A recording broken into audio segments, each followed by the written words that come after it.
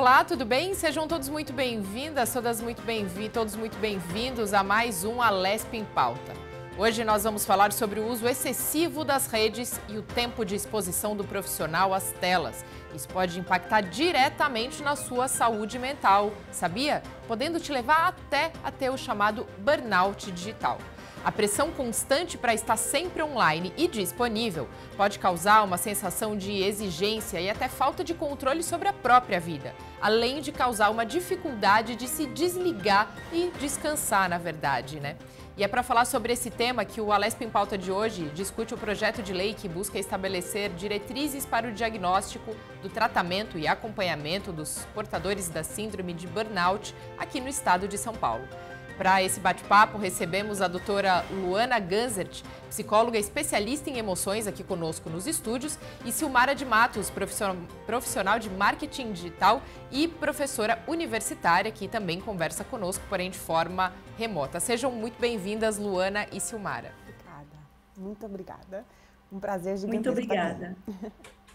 Luana, gostaria de começar com você explicando para a gente, né, o que é o burnout digital, quais são esses principais sintomas, para que quem nos acompanha de casa possa perceber, né, esses alertas. É bem importante falar que o burnout digital ele não acontece por acaso. E ele é bem similar ao burnout que a gente já ouvia muito falar sobre. É um esgotamento físico, um cansaço mental, aquela sensação de fadiga. E o tempo todo a pessoa ela pode praticar todos os tipos de tarefa, mas ela está se sentindo muito cansada, sem prazer para realizar as atividades que ela costumava realizar com ânimo. A diferença do burnout digital é o excesso de exposição às telas. Então, essa talvez seja a maior diferença entre o burnout normal e o burnout digital. E aí nós temos a Silmara, né, que teve, inclusive, foi diagnosticada, né, com esse burnout digital. Silmara, seja muito bem-vinda. Gostaria que você contasse pra gente como que foi essa sua experiência. Inclusive, hoje você permanece afastada? Sim, eu estou afastada pelo INSS, já é o segundo afastamento. Eu tive o primeiro de 90 dias e agora deram 120 dias. Porque o quadro de burnout, ele não é um tratamento que você faz a curto prazo, porque ele envolve várias áreas, tanto a mental quanto a física. Então, eu comecei, né, eu sou professora, e eu tinha também uma outra atividade como professora de ensino técnico, profissionalizante. E o que aconteceu? A minha rotina já normal, já era o uso digital para preenchimento, por exemplo, de documentos oficiais da educação, como diários, a ementas dos cursos, que é exigido pelo MEC. Além disso, institucionalizou-se na pandemia também o uso do WhatsApp. Então, foi mais uma ferramenta que eu tinha que responder. Fora isso, foi a plataforma digital para dar aula online aos alunos, durante 4 horas. Então, se somar no meu dia, eu tinha uma exposição direta de 8 horas por dia. As telas, 8 horas diretamente aí de frente com as telas. De frente com as telas. Fora a exigência que a corporação tinha em relação a nós, professores, que tínhamos que responder. Então, era assim, era o uso para realizar a atividade, o uso de comprometimento com as metas da organização e também o aprendizado sobre novas tecnologias dentro dessas plataformas, porque era nos exigido que engajasse os alunos online por 4 horas. Então, tinha essa pressão o tempo todo, essas demandas aí, que a gente fala hoje, que eu entendo que sejam excessivas, né? E que faz você querer dar conta. Por quê? Vem o medo, eu não posso perder meu emprego. Então, isso vira um looping. Fora as reuniões online de orientação. Então, tinha dia que era 10, 12 horas, com intervalos aí no máximo de 1 hora. E aí, quais foram os principais sintomas, né? O que você começou a perceber que você falou, não, tem alguma coisa errada aqui? Então, Mariana e Luana, não foi, eu não sabia. Por isso que talvez eu adoeci e por isso que é importante esse programa, né? Para que as pessoas compreendam os sintomas. Na verdade, Eu vou falar uma escala bem rápida. Eu comecei com insônia, porque eu tinha pensamentos recorrentes. Eu tenho que responder digitalmente, né? Eu preciso responder às demandas, porque senão eu posso perder meu emprego, e isso era recorrente. E isso me gerava uma ansiedade, e ansiedade junto com a insônia. E isso foi baixando minha produtividade, porque eu fui perdendo memória. E depois afetou a minha cognição. A ausência de memória, eu não conseguia desempenhar mais em sala de aula. Eu cheguei a ponto de escrever nome de autores. Eu sou professora há 20 anos. Eu tinha que escrever nome de autores que eu sabia de cor, recorrentes, num papel para poder dar aula. E aí eu comecei a ver que eu não era mais essa pessoa que eu era antes. E aí isso cresceu o meu nível de ansiedade. Então é uma escala: insônia, ansiedade, depois perca de memória, junto com a perda de cognição. Aí vem a desidentificação. E aí eu tive aspectos físicos também. Sua dor nas mãos, não precisava acontecer nada. Só de eu entrar na instituição, minhas mãos tremiam, suavam, e eu falava para mim mesma: Silmara, se Bom, nós tivemos um pequeno probleminha da conexão aqui com a... Voltou, Silmara. Voltou. Quanto mais eu falava isso para mim, para as minhas emoções, eu entendo, porque eu estou 1 ano em tratamento agora, pior era a minha crise de ansiedade.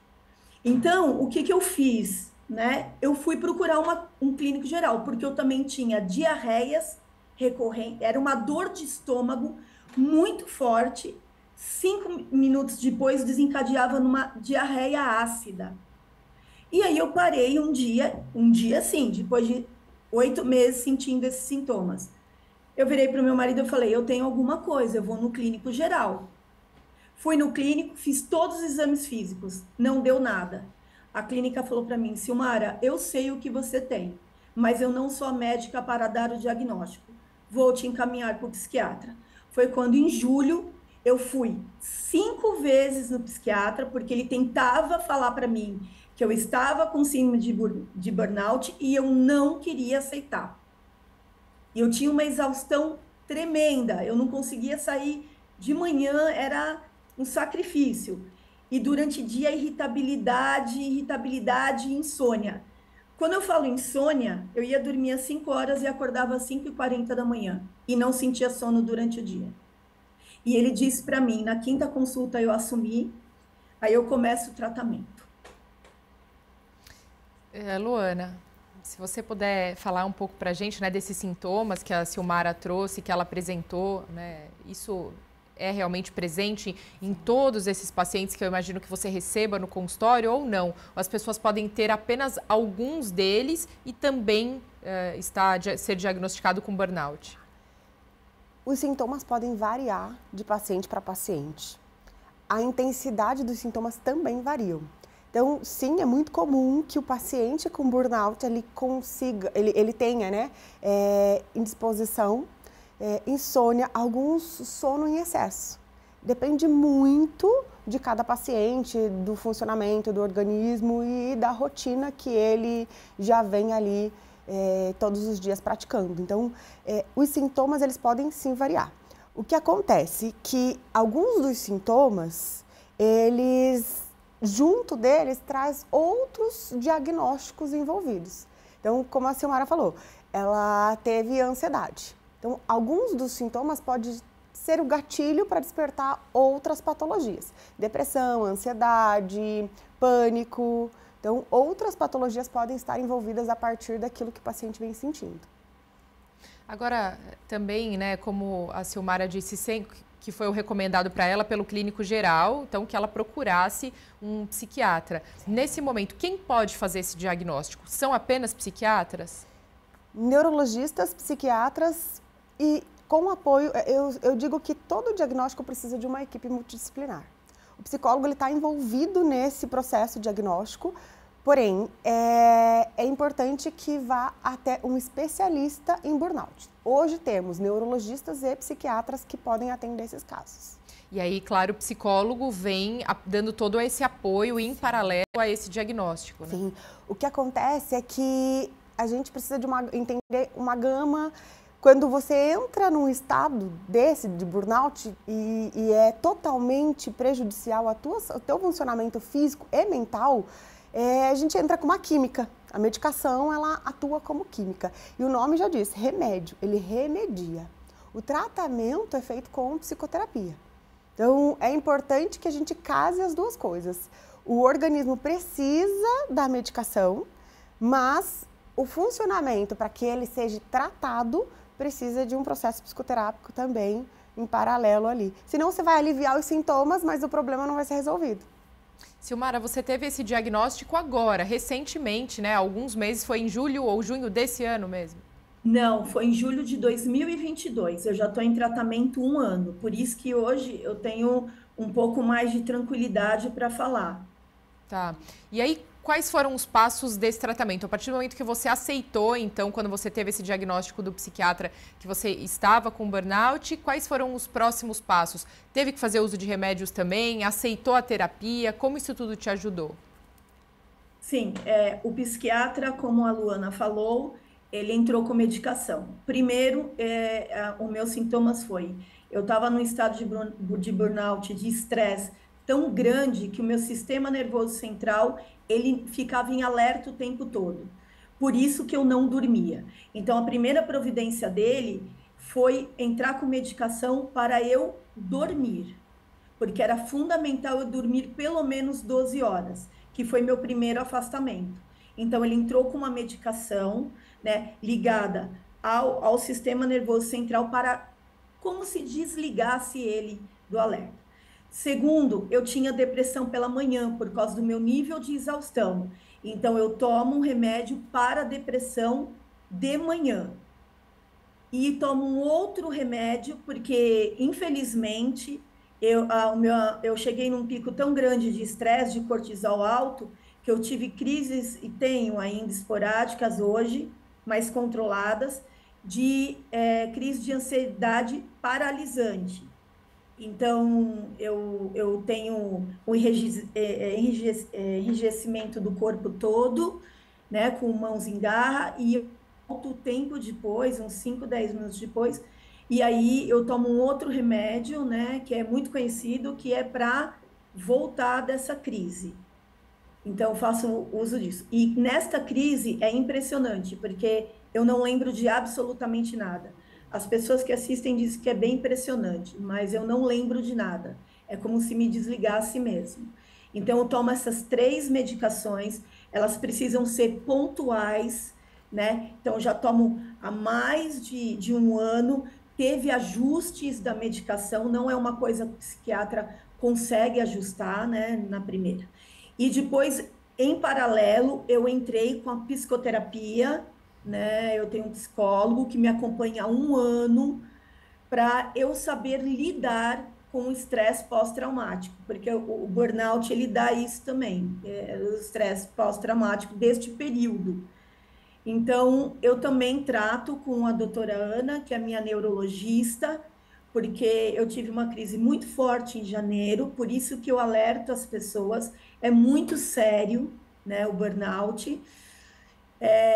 Eu tive uma crise muito grande, fiquei muito tempo paralisada e eu tive uma lesão no T2 flare, que é responsável pela cognição, que explica hoje a minha perda de memória, a minha dificuldade de leitura e de escrita, de cognição. Eu troco letras, a segunda página eu não consigo ler, eu não entendo, eu preciso voltar para a primeira. Então, isso eu trato também com psiquiatra. Isso é o tempo, mas eu tive uma lesão cerebral. E eu vou ter que saber conviver com isso. E eu estava no último período do doutorado em educação.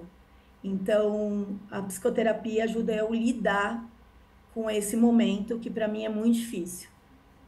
Então, quer dizer, mediante a tudo isso que você relatou para a gente, a possibilidade de você voltar para a sala de aula existe para você ou não? Eu não tenho alta prevista. E hoje, o que eles falam para mim, hoje o diagnóstico é não. E como você lida? Eu não consigo mais voltar. Como você lida com esse fato, né? Você disse que você deu aula por 20 anos, né? e aí, de repente, de uma hora para outra, você perder isso, que eu imagino que é um dom, uma vocação, né? Sobretudo o seu trabalho. Como é entender, digerir? Imagino que isso seja também tratado nas sessões, né? Sim, sim, Mariana. Eu sempre me dediquei à docência e é por vocação, né? Eu sou uma professora que eu digo assim, privilegiada. Eu nunca tive problema em sala de aula com alunos. As minhas relações eram boas. Eu amava muito o que eu fazia e me sentia bem fazendo. Por isso que eu tô 20 anos, né? Eu vou completar 21, mas até o perito do INSS disse que era bom eu já começar a pensar, né, em lidar e uma futura aposentadoria por incapacidade. Então, eu sou bolsista, né, do governo brasileiro, eu sou uma professora capacitada, intelectualmente, e hoje, infelizmente, eu não posso devolver, retribuir todo esse aprendizado que eu tive, essa dedicação. Isso para mim é muito difícil, porque foi o que eu falei, o burnout, ele faz a gente se desidentificar. Então, eu sei que hoje eu não sou a pessoa que eu era antes, e lidar com isso, Mariana, é muito doloroso.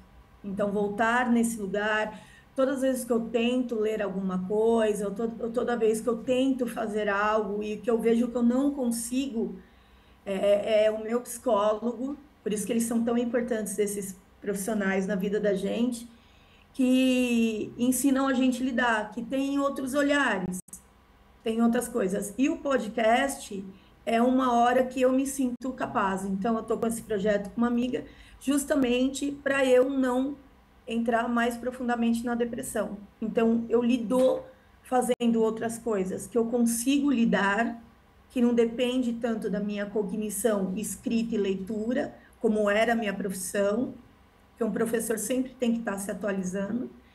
E saber lidar, Mariana, e olhar para os lados, ver que eu tenho um marido que é um parceiraço, eu tenho filhas maravilhosas e tenho amigas e amigos, assim como a Luana e outros, que estão do meu lado e falam assim, vamos em frente, e você tem que se refazer e saber lidar. Agora, Luana, como é esse momento, né, então, da pessoa ter que se refazer? Claro, a Silmara chegou num ponto onde teve essa exaustão absurda que se tornou ela incapaz aí para voltar para a sala de aula, por exemplo. Agora, como as outras pessoas podem não chegar, né? Exatamente o que ela está falando, esse relato, como que essa experiência dela pode servir de relato para que as pessoas não deixem chegar nesse ponto? Existe realmente essa falta de aceitação? Como ela falou, olha, eu precisei de 5 consultas com o psiquiatra para eu realmente aceitar que eu estava, né, num processo de burnout. Quer dizer, né, ela mesma não aceitava que ela estava nesse processo, né? Essa negação é presente? Sim, é muito comum que todas as vezes que entramos em contato, o ser humano de uma forma geral entra em contato com a tua vulnerabilidade, ele tenta recusar aquilo antes da aceitação. Nós podemos dizer que isso é um processo de luto. Nós estamos sendo preparados para a grande, maior perda que a gente vai ter lá na frente, porém, esses pequenos contatos que devemos ter com a nossa vulnerabilidade, eles nos fragilizam cada vez mais. E o ser humano, ele inconsciente, ele tenta se demonstrar forte, ele deseja que as pessoas vejam ele bem. Então, para aceitar que eu não estou sendo capaz de realizar uma atividade como eu realizava antes, é um processo de perda, de muita dor, de muito sofrimento emocional. Então, tratar essas emoções é o melhor caminho, sem dúvida alguma. Mas até a consciência de que eu estou passando por um problema que vai me trazer algum tipo de consequência futura, é um outro trabalho, então são 2 trabalhos paralelos aí a ser feito. E aí, nesse momento, como então nesse pós-diagnóstico, hoje, por exemplo, né, para a Silmara, o quão importante é esse acompanhamento psicológico que ela tem, até para ela ressignificar todas essas questões e conseguir dar um novo significado, um novo norte, né, para a vida? Existe um processo, eu digo que nem todo processo psicoterapêutico é terapia, né?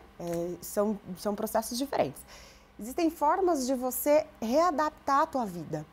Criar novos hábitos é super importante. A terapia é a base principal, porque você tem um profissional te direcionando a alguns caminhos que talvez você não conseguiria ver sozinho. Mas exercício físico também é importante, mudança alimentar também é importante. Existem alguns alimentos ricos em trazer para a nossa vida a ansiedade e alguns sintomas depressivos. Então, a gente precisa começar a buscar uma equipe. E se eu não tenho essa possibilidade de buscar uma equipe, hoje em dia tem muita informação aí nas redes que a gente pode começar a investigar. Existem grupos de apoio que já facilitam. Então, é importante eu buscar por um braço estendido, né? Eu também preciso dizer, eu preciso de ajuda, agora quem é que pode me ajudar? Às vezes, uma conversa com um familiar, e esse familiar pode te direcionar, depende muito da consciência de cada um. Mas quanto mais eu sinto os prejuízos, e o ser humano de uma forma geral, Mariana, ele só busca ajuda quando ele sente muito prejuízo na vida dele. E começa pelos sintomas físicos. Eu só paro para prestar atenção em mim quando eu já não consigo funcionar fisicamente. Porque enquanto eu consigo levantar da cama e fazendo as minhas coisas, eu vou com dor mesmo. Esse é o grande problema. Se eu estou me sentindo esgotado, uma pausa não significa desistir. Uma pausa não significa não vai dar certo. Às vezes é só ajustar a rota para eu continuar aquilo que eu já estava fazendo. Agora, essa questão do esgotamento, né, ou essa ideia do esgotamento, hoje em dia, até com essa agilidade, essa loucura do dia a dia que todo mundo tem, ela ficou, acho que, difícil de ser entendida, né, ou até mesmo aceitada, como o caso da Silmara. Qual é o ponto, né, de esgotamento? Como entender que você realmente está esgotado emocionalmente, por exemplo, né, e que não realmente, que não é normal, então, né, como a Silmara falou pra gente, olha, eu tinha muito sono, eu ficava muito cansada, eu perdia a memória, ou não, por vezes eu não conseguia dormir, tinha insônia porque eu ficava preocupada com o que ia acontecer depois, ou com as tarefas que eu tinha que fazer. Quer dizer, como saber o momento que você apontou pra gente agora não, é o momento de parar, dar uma pausa, respirar, recalcular a rota? O tempo do meu sentimento é importante. Então, vamos pensar que eu estou me sentindo com muito mais desânimo do que de costume. Todos os dias, durante 7 dias da semana, eu já acordo desanimado. Opa, tem alguma coisa errada. Um dia ou outro é natural que todos nós passamos por momentos de tristeza, de insegurança, de medo, de muita baixa autoestima. É natural. Mas se isso tem prevalecido os 7 dias da semana, opa, tem alguma coisa errada. Acho que eu preciso parar para recalcular. Por que eu estou me sentindo assim? Outro ponto também importante. Eu preciso dar conta de tudo. Esse pensamento pode destruir a tua vida. Ninguém precisa dar conta de tudo. Nós precisamos reorganizar. Eu sempre falo que o importante nem sempre é o mais importante para mim. Então, o que é importante para mim nesse momento? Ah, tal coisa. Agora, o que é importante eu fazer para entregar? São coisas distintas. Quanto tempo eu posso disponibilizar da minha vida para fazer aquilo que é importante, mas que de fato não é tão importante para mim? X tempo do meu dia. A outra parte do meu tempo eu preciso me dedicar àquilo que também é importante para mim. O esgotamento nessa intensidade, ele chega porque o ser humano ele começa a se desconectar dele. Ele começa a fazer tudo aqui fora e esquece daquilo que realmente é importante para ele. Porque também é importante para a gente dormir, ter uma boa qualidade de sono. É importante para a gente sentar, para mastigar o alimento que seja. É importante para a gente o contato com a família. É importante também um momento em que a gente tenha descontração. Já cientificamente é comprovado que o nosso cérebro não aguenta realizar uma tarefa por muito tempo. A mesma tarefa. Então, dar pausas de 5, 10 minutos para você praticar respiração. É uma das coisas que o ser humano tem esquecido. A única coisa que nos mantém vivo é a nossa respiração e a gente, por vezes, passa um processo de respiração muito automático. Então, reconecta o teu corpo e volta para o momento presente. O que eu preciso fazer agora? E o preconceito ou a descrença com o burnout, né? Claro, tem ganhado a mídia, né, muito isso, esse conceito, a gente tem ouvido falar muito, mas eu acredito que ainda nas grandes corporações, ou não necessariamente só nas grandes corporações, né, mas sim no ambiente profissional, ainda exista uma parte boa ainda de preconceito, será que realmente está com burnout? Isso não é burnout, isso... Porque a gente... É uma cultura, até mesmo, que existe ainda, né? Não, tem que trabalhar muito. O trabalhar muito sempre foi vangloriado, né? E mesmo que isso custe a exaustão ou custe uma situação como a da Silmara. Infelizmente, a nossa cultura é que nós precisamos ser produtivos o tempo todo. Mas o ser humano, ele tem várias áreas da vida dele em que ele precisa, entre aspas, dar conta. E aí eu tô ali, um excesso da minha vida profissional, porque eu preciso dar um resultado, eu preciso dar uma vida melhor para mim, para minha família, para todo mundo. Mas esqueça um pouco da qualidade do que é essa vida melhor, o que é importante de fato, né?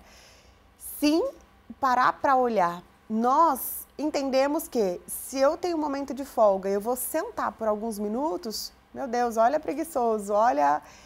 e ainda tem muito esse estereótipo de que se eu pauso, tá errado.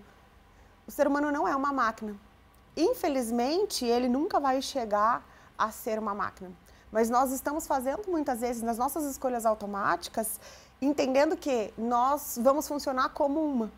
E aí a gente vai se desumanizando. O estresse vai aumentando, nós vamos perdendo um pouco dessa eficiência, mas negando porque nós queremos ser eficientes o tempo todo.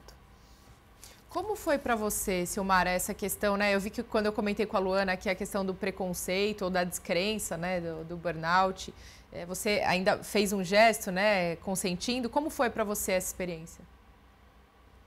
Mariana, eu vou resumir para você. Quando eu acionei a gestão e disse assim, olha, eu não estou bem, só para você ter ideia, o medo naquela época não é julgamento se eu estava certa ou errada, porque eu estava descompensada de tudo, né? O pensamento recorrente era esse. Se eu falar que eu estou doente mental, eles vão me mandar embora. Eu tinha isso na cabeça, com fatos reais, porque tinha algumas pessoas já afastadas por burnout onde eu trabalhava, e quando elas voltaram, passaram o tempo que tem de estabilidade e mandaram elas embora. E eu não podia perder meu emprego na época. Então, eu fiz isso, que é uma coisa que a gente faz de tanto medo. Eu não entreguei o laudo, eu só fui procurar meu gestor direto e disse, olha, eu não estou bem, eu estou tendo crise de ansiedade, eu esquecia muitas coisas, então eu tinha medo de reclamação de aluno. Eu falei para ele, olha, a gente pode conversar. Aí ele virou para mim e falou assim, não, isso aí você tem que descansar. Descansa um pouco que tá tudo bem. Isso aí é cansaço. Então, eles levam para o lado assim, e é isso que eu queria falar. Tira férias, volta, que vai estar tudo bem. Não, não fica tudo bem. Piora, os pensamentos em looping piora nas férias. E você não consegue desligar. Então, quando a Luana está falando da exaustão, não é cansaço que uma férias de 30 dias resolva. Você volta, você fica nas férias exausta e você volta exausta. E volta pior, com medo maior.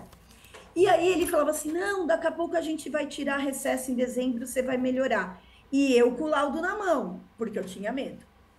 Aí um amigo meu, durante uma crise, um colega, professor colega, me viu em crise numa sala de aula, eu fui para uma sala de aula porque eu vi que ia me dar crise, eu não queria que ninguém visse. Eu cheguei nesse ponto comigo. Ele abriu a porta e falou assim, o que está acontecendo? E aí eu começo a ter crise, ele espera a crise passar, ele me leva no Recursos Humanos e diz que eu não tenho condições e que eu tenho um laudo. Mariana, para resumir, eles pegaram o laudo, falaram que ia me encaminhar para o médico do trabalho, dia 16 de dezembro, dia 11 de janeiro eles me mandaram embora. É assim que as empresas tratam. Aí é uma questão, né, Luana? como também as empresas entenderem esse momento, esse novo momento em que a sociedade toda passa ou está exposta. Existe um tabu gigantesco em relação a você ser produtivo ou não, você estar por inteiro ou não dentro da empresa onde você foi contratado para trabalhar. Então, muitas empresas não querem um funcionário que tem problemas emocionais, por exemplo, porque ainda não é bem visto.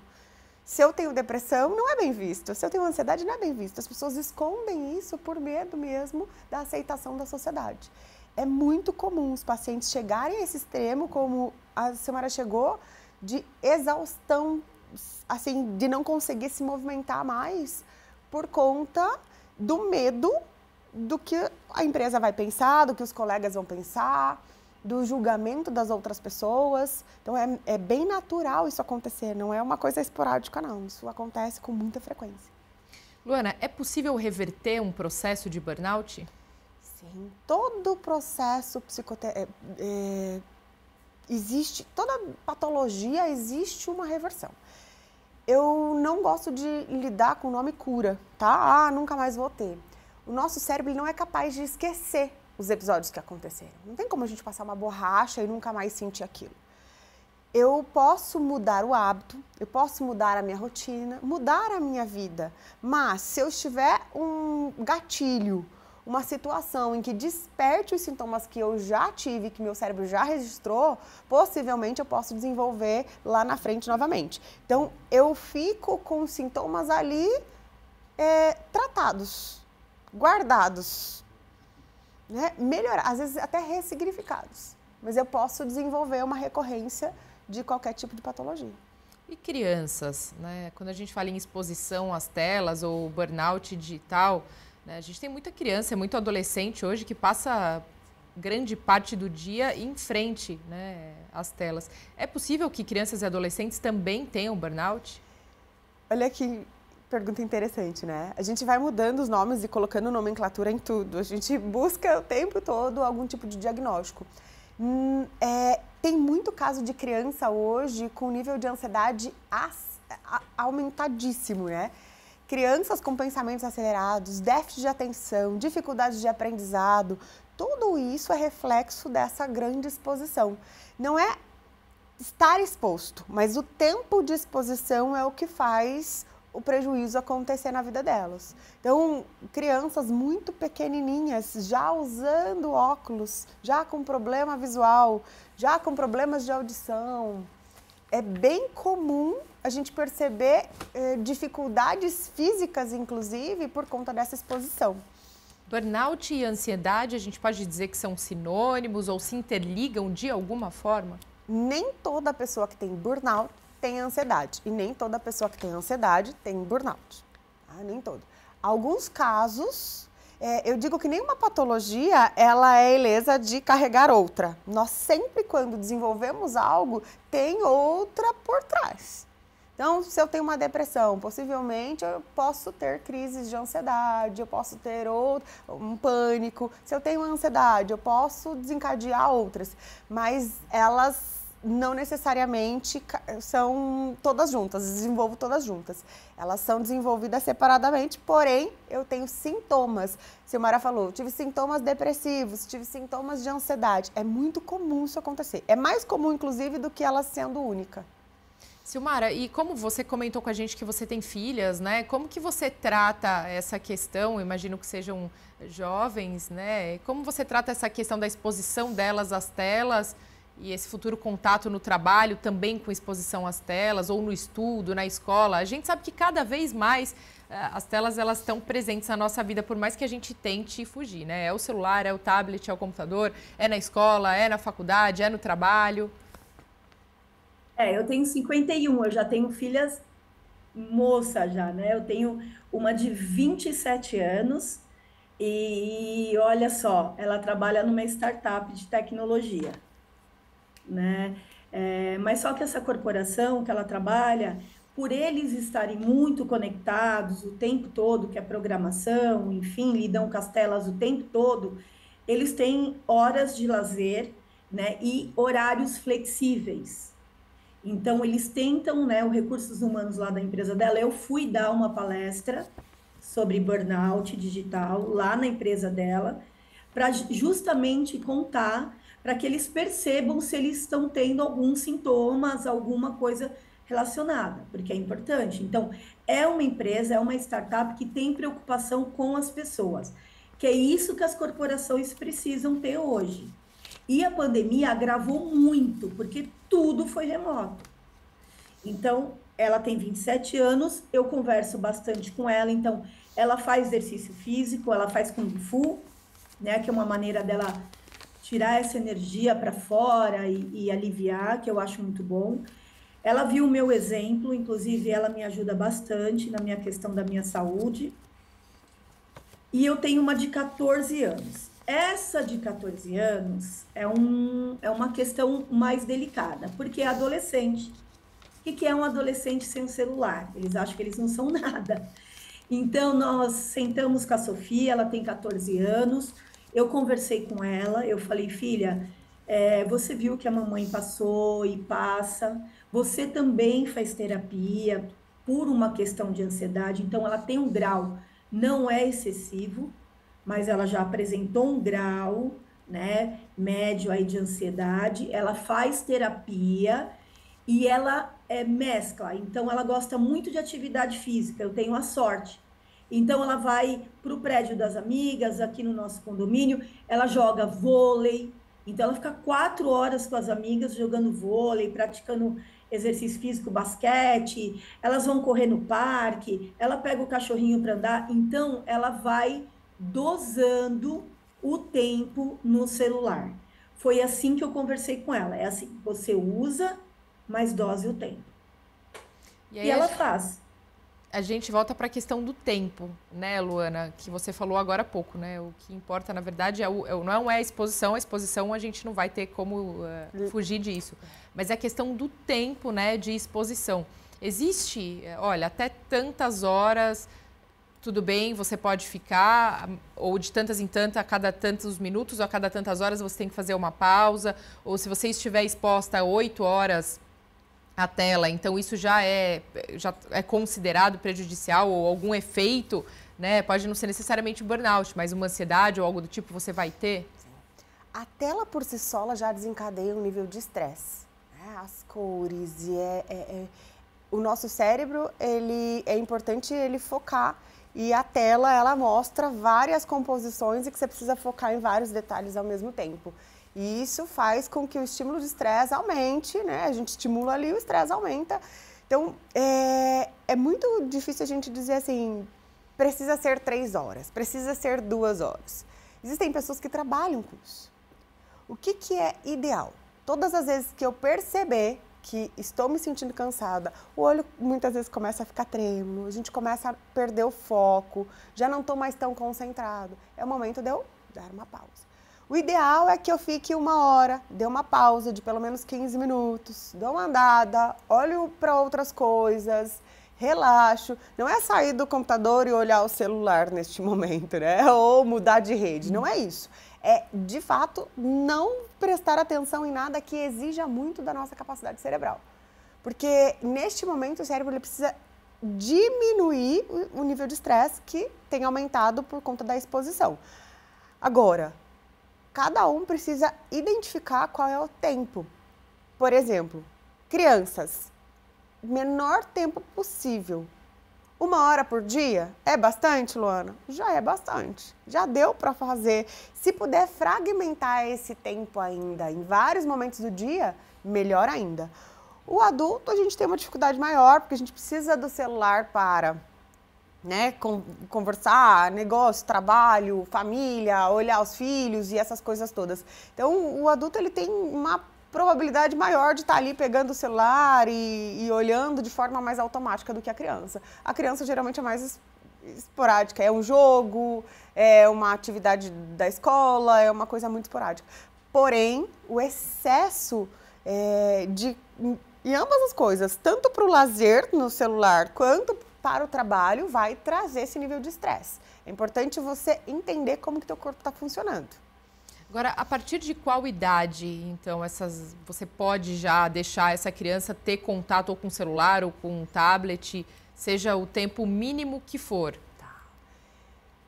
Também já existem estudos e recentemente eu recebi um caso na clínica de uma criança pequenininha, tá sem atenção, vamos avaliar para ver até que nível? E a gente percebeu que ela estava com dificuldade visual. A gente encaminhou ela para um oftalmo infantil e a gente detectou um prejuízo. Quando eu perguntei para a família, para a mãe principalmente, que estava ali naquele momento, quanto tempo ela ficou exposta? Desde muito pequenininha, colocavam ali um videozinho e ela assistia no celular, porque acalmava, parava de chorar, né? Então, a gente deixou ela muito pequenininha. O prejuízo que ela teve após 1 ano já era significativo. Ela já teve que usar óculos com 1 ano e 2 meses de idade. Quanto mais tarde essa exposição for, melhor. Mas a gente sabe que é muito difícil. Vou entrar num carro com uma criança, ela começa a chorar, a gente não tem muitos recursos, o que a gente faz? Dá um celular para ela se distrair e que a gente consiga chegar em paz até o nosso destino. Geralmente é assim que a gente reage. Então, quanto maior o tempo de idade ela tiver e a exposição for mais tardia, melhor é. Mas hoje não tem uma regra. Vai ser tal. Depende muito da dinâmica de cada família. Agora, Silmara, você, por exemplo, era professora, dava aulas, né, remotas para os seus alunos, não sei exatamente a faixa etária, mas que fossem adolescentes ou que fossem jovens. Quer dizer, essas crianças, jovens, adolescentes, também ficavam um bom tempo expostas, né, do outro lado da tela. Você estava de um lado, mas elas estavam do outro, né? Você percebeu alguma mudança de comportamento ou conseguia perceber mudança de comportamento nelas ao longo do tempo? Então vamos lá, né? A gente fala bastante dos jovens, mas eu dou aula na pós-graduação também de uma universidade aqui de São Paulo. Os jovens adultos também, viu? Não é só os adolescentes. Então, de dia eu dava para adolescentes. Vamos lá nos adolescentes. Como eu incentivava, né, eles a estarem presentes na aula. Isso é uma coisa que a gente precisava discutir muito na educação. Porque não é só o aluno estar na sala de aula. A minha dificuldade é eles estarem presentes no assunto, no conteúdo. Então, você imagina todas as ferramentas motivacionais que eu tinha que fazer, diálogos profundos e, ao mesmo tempo, a ferramenta não era falar mal do uso da tecnologia. Se você fizesse isso, você ia arrumar 38 inimigos, né? Adolescente assim, eles não têm muito temperança. E aí, a minha vida como professora nos próximos meses viraria um inferno dentro de sala de aula. Então, o que eu precisava fazer? Vamos fazer roda de conversa? Vamos conversar por que a tecnologia, qual é o lugar da tecnologia, onde ela é boa para a minha vida e como eu posso fazer bom uso dela na aula. Então, a gente fechava um contrato mesmo de uso do celular. E eu fixava do lado da lousa. E quando alguém estava ali, né, não estava presente na aula, né, presente de vontade, de aprender tudo, e estava no celular, a gente falava, eu ia lá delicadamente, falava, olha a regra ali que a gente combinou no contrato. Aí eles, Pro, é verdade. Tinha alunos que chegavam para mim dizendo que tinham enxaquecas permanentes. Eles saíam da sala de aula, tinham sofás fora, né, no ambiente comum. Professora, por favor, eu preciso ficar na sala de aula, sair da sala de aula. Era assim. Eles já tinham sintomas. E aí, mais uma vez, né, Luana, vem para essa questão que a gente está falando, né? Quer dizer, tem de um lado, mas tem do outro também, a preocupação dessa juventude e os efeitos que isso vai causar a longo prazo, que era o que você estava falando no seu paciente pequeno, por exemplo. Hoje, no seu consultório, quem você recebe mais, ou qual é o índice de faixa etária, ou com ansiedade, ou com burnout? diagnosticado por exposição às telas? Não tenho, falou, mais um, mais outro. A sociedade em geral, ela está muito ansiosa, muito ansiosa. A questão é, os pais chegam não com, meu filho é exposto a maior parte do tempo às telas e por isso eu estou trazendo aqui. Geralmente as queixas são dificuldade de aprendizado, não presta muita atenção, é uma criança mais lenta, ele poderia ser mais rápido, mais ágil, mas todas as dificuldades que os pais relatam, elas estão associadas ao uso e à exposição o tempo todo. As crianças deixaram de brincar para estar na tela, como se o jogar fosse a brincadeira que relaxa, né? E ao contrário disso acontece. Mas também tem um número muito grande de adultos que procuram, não também pela exposição às telas. A gente nunca vai colocar essa exposição às telas como sendo o causador principal do que eu estou sentindo. A gente vai recusar isso, porque a tecnologia ela virou um instrumento importante para a nossa vida. Hoje, quem não tem um celular, né, tá em outro planeta. É muito difícil, eu preciso ter um celular. É mais ou menos esse é o pensamento social. Todos nós precisamos de um celular. A questão é, quando é que eu vou aceitar que eu estou ficando mais tempo no celular? Quantas famílias a gente consegue observar que sentam na mesa e não tem mais o diálogo, não se olham mais nos olhos, porque cada um está ali no seu celular resolvendo o que precisa resolver e as desculpas são sempre as mesmas. Agora me deu um tempinho de fazer isso. Só preciso fazer uma coisa rapidinha. Geralmente essas são as desculpas. Então a família, de uma forma geral, pode também colocar essas regras, como a Silmara falou. Hora de sentar na mesa, vamos sentar todo mundo na mesa. Porque o que importa a gente está deixando para trás. E a gente está fazendo coisas que, ao ver, pode até ser importante. Porque resolver um probleminha é importante. Uma conta para pagar, uma coisa aqui, porque hoje tudo é no celular, né? Muitas pessoas nem andam com dinheiro no bolso. Vai ali no aplicativo e resolve todo o problema. Então, o celular acabou sendo uma desculpa. Muitas vezes para que a gente não tenha esse contato social, que é tão importante para diminuir o nosso estresse. Agora, falando em mudança de hábito, mudança de rotina, para a gente finalizar também, Silmara, o que mudou na sua vida depois desse diagnóstico, ao longo desse último ano? E não só na sua vida de se olhar, né, e o que eu posso mudar de hábitos, etc. Como a Luana começou lá no começo dizendo que a alimentação adequada é importante, a prática de atividade física é importante, você também, Silmara, pontuou, né, que as suas meninas também fazem. Mas principalmente o que você adotou na sua casa também, nessa mudança que eu acho que serviu de exemplo. Primeira coisa é o que a Luana falou, tirar a obrigação, e por eu ser mulher, a gente sabe no Brasil, a gente vem de uma educação, uma criação que a gente precisa fazer tudo, né? Tem uma amiga minha que fala que guerreira é a Xena, nós somos só mulheres. Então, primeiro, conversar em casa sobre as atividades do lar.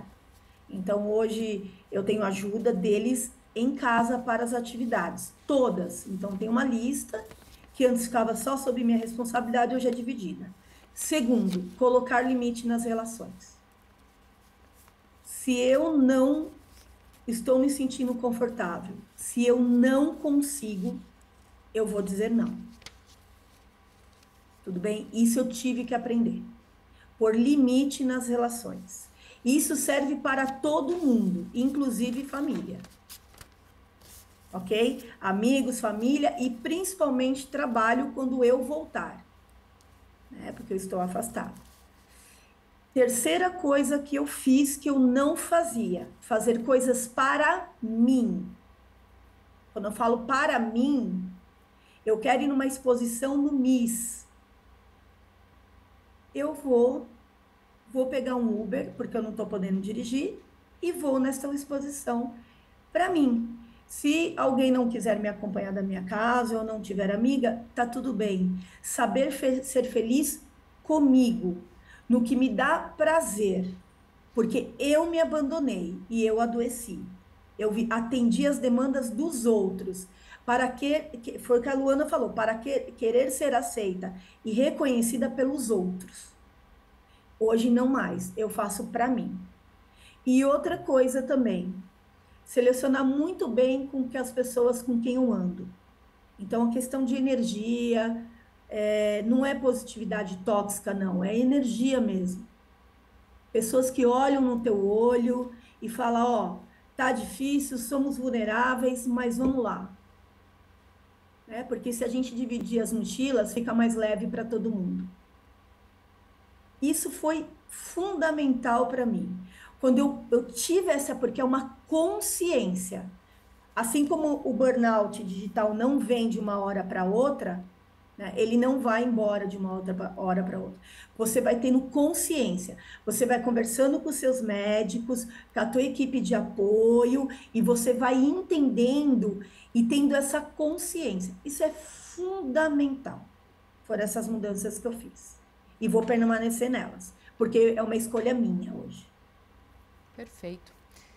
Silmara, Luana, gostaria de agradecer demais a presença de vocês aqui no programa de hoje. E Silmara, por ter compartilhado com a gente a sua experiência, Luana, né, todo o seu conhecimento. Obrigada. Muito obrigada. E a você de casa também, né? Muito obrigada pela sua presença, pela sua companhia e até o próximo programa.